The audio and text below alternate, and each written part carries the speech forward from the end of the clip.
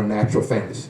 Forgiveness means you cut them a break. It means you give them the benefit of the doubt. It means you let some things go. It means you don't get angry, upset over every little thing. It means you're not easily offended, hypersensitive. You know, everyone has to walk on eggshells when they're around you. Okay? That's not what forgiveness means. It means you don't hold grudges. It means you don't become bitter over time. Now, keep this in mind. Hear me very closely. Forgiveness does not mean you let your family use you.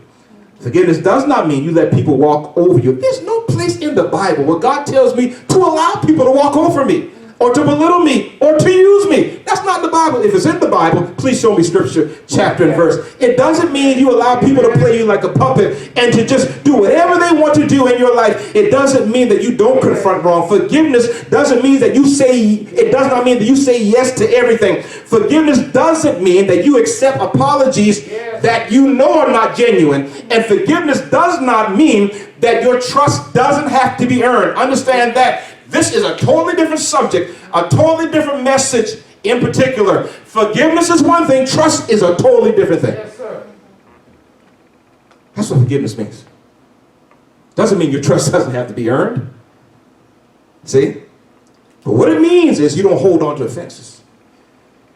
It means you overlook wrongs that are done to you. See? It means that you don't make people pay for things that they have done to you over and over and over again. It means you learn to move on. It means you give people over to God. You let God be with people. You forgive it and you move on. See, and we have to do that especially now. Now again, we said forgiveness is essential because if we don't forgive our family members, then God won't forgive us. It will block and stop your prayer life. In fact, he tells you don't even give an offering. Don't tithe, don't give unless you've forgiven your neighbor. You won't have a blessing. You won't have a harvest. We have to forgive. And let me tell you this, sometime in family, we all know this. Some of us, we hold on to offenses, not for weeks or months. Some of us hold on to offenses for years. Yes, sir.